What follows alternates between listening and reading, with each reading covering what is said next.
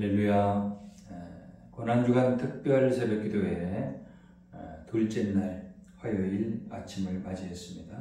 우리 다 함께 찬송가 154장 부르심으로 하나님 앞에 예배 드리겠습니다.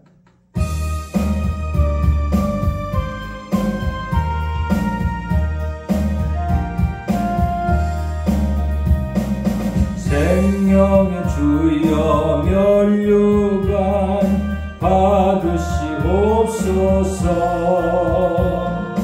날 위해 드신 가시관 나 기억합니다. 저 겟세마네 기도를 늘 기억하게 하시고 그 십자가의 은혜로 날 인도하소서. 무셨던 무덤 내게도 보이시옵소서. 잠드신 동안 천사가 굳게 지키었네. 저 겟세마네 기도를 늘 기억하게 하시고 그 십자가의 은혜로 날 인도하소서. 마리아처럼 새벽에 주께로 갑니다. 빈 무덤 내게 보이사 날 가르치소서. 저 겟세마네 기도를 늘 기억하게 하시고 그 십자가의 은혜로 날 인도하소서. 고난의 잔을 날 위해 다 마셨나이다. 나 항상 나의 십자가 감당케 하소서. 저 겟세마네 기도를 늘 기억하게 하시고 그 십자가의 은혜로 날 인도하소서.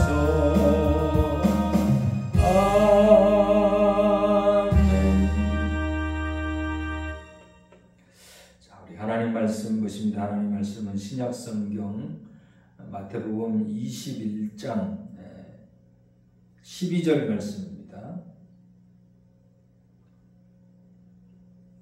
마태복음 21장 12절 말씀부터 14절 말씀까지 보시겠습니다.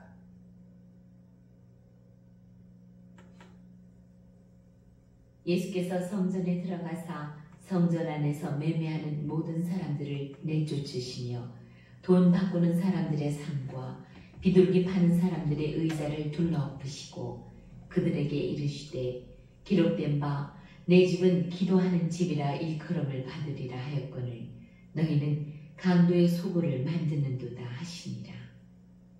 맹인과 저는 자들이 성전에서 예수께 나오매 고쳐주시니 14절까지 왔습니다. 오늘은 예수님의 행적 중에 마태복음을 통해서 성전에서 있었던 사건을 한번 따라가 보려고 합니다. 오늘 본문은 12절에서 이렇게 시작합니다. 예수께서 성전에 들어가사 성전 안에서 매매하는 모든 사람들을 내쫓으시며 돈 바꾸는 사람들의 상과 비둘기 파는 사람들의 의자를 둘러 엎으시고 이렇게 말씀하십니다. 예수님의 이런 행동은 지금까지 우리가 보지 못했던 매우 생소한 모습입니다. 예수님은 이런 행동을 우리는 사실은 이해하기 위해서는 본문의 배경을 조금 살펴볼 필요가 있습니다. 성전은 자그마치 무려 축구장 80여 개에 달할 정도로 아주 컸다고 합니다. 명절에는 성전을 찾는 순례객들로 성전은 늘 시끌벅적했습니다. 특히 6월절에는 세계 각처에서 모여든 사람들로 가득 차서 입추의 여지가 없었다고 합니다. 어떤 인구조사는 6월절 제물로 희생된 그런 어린 양으로 인구를 추측해 보니 기록된 그 기록에 의하게 되면 6월절에 약 270만 명 정도나 되는 많은 사람들이 예루살렘에 모였었다. 이렇게 추측하고 있다는 것입니다. 자, 그런데 6월절을 보내기 위해서 멀리서 찾아오는 사람들에게는요, 한 가지 문제가 있었습니다. 하나님께 제물로 바칠 짐승을 자기들이 사는 그 집에서부터 예루살렘 성전까지 그 짐승들을 데리고 와야 한다는 것입니다. 가져와야 한다는 것입니다. 이것은 거리도 그러지만 성전으로 가는 길에 제물로 바칠 그 짐승이 부정해질 수 있는 문제가 있었던 것입니다. 따라서 성전을 관리하던 사람들은 이런 사람들을 위해서 성전 이방인의 뜰에서 짐승과 물건들을 사고 파는 장사꾼들의 매매 행위를 허락하게 되었던 것입니다. 어쩌면 이것은 매우 합리적이고 상식적이며 순례객들을 위해서 아주 필요했던 일이라고 그렇게 보아집니다. 멀리서 오는 사람들의 편의를 제공하기 위해서 짐승을 사고 팔며 동전을 환전해 주는 그 자체가 문제가 되는 것은 아니었던 것 같습니다. 진짜 문제는 이 일들로 인해 하나님의 성전에서 하나님께 예배하러 나온 그런 예배자들을 착취하는 것에 문제가 있었습니다. 당시 이방인의 뜰에서는요, 두 가지 종류의 거래가 있었습니다. 하나는 돈을 바꾸는, 돈을 환전하는 일이었습니다. 유대인은 누구나 반세겔의 성전세를 6월절 안에 그 성전에 내야만 했습니다. 외국에서 모여든 많은 순례객들은 성전에 와서 성전세를 내야 했죠. 성전에서 돈을 바꾸는 사람들은 이런 일에 있어서 돈을 환전하는 그런 과정에서 부당한 이득을 취했던 것입니다. 그들은 이런 동전을 교환해주는 일을 수시로 하게 되었고, 또 큰 돈이면 작은 돈을 돌려주는 대가로 추가 수수료를 받는 행위도 있었다고 합니다. 이런 일은 하나님을 예배하기 위해서 찾아온 모든 예배자들을 착취해서 생각지 못한 아주 막대한 이익을 보는 악습이었던 것입니다. 비둘기 파는 사람들은 어쩌면 더 나쁜 사람들이었습니다. 비둘기는 가장 가난한 사람들이 바치는 제물이었습니다. 조금 더 부유하고 여유 있는 사람들은 양을 드렸겠지요. 또 아니면 더 형편이 좋은 사람은 송아지나 황소를 드릴 수 있었을 것입니다. 비둘기는 성전 밖에서도 얼마든지 쉽게 구입할 수 있었지만 성전에서 제물을 검사하는 검사관들은 밖에서 산 이런 제물은 부정하다, 이렇게 불합격시키고 성전 안에 있는 매점에서 제물을 다시금 사도록 했습니다.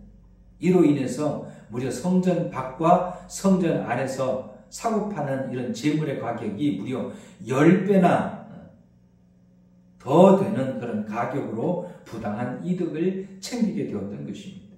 분명 성전에서 장사하는 사람들은 하나님의 예배를 빙자하여 성심껏 하나님을 예배하고자 하는 이런 예배자들을 통해 부정을 저지른 것입니다.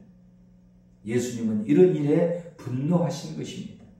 예수님은 그들을 내어 쫓으시며 이사야의 말씀을 인용하여 이렇게 말씀하셨죠. 13절에 보니 기록된 바 내 집은 만민이 기도하는 집이라. 일컬음을 받으리라 하였거늘 너희는 강도의 소굴을 만드는도다. 이렇게 말씀합니다. 예수님의 이 말씀은 기본적으로 교회가 어떤 곳이어야 하는지를 우리에게 가르쳐주고 있습니다. 교회는 어떤 것입니까?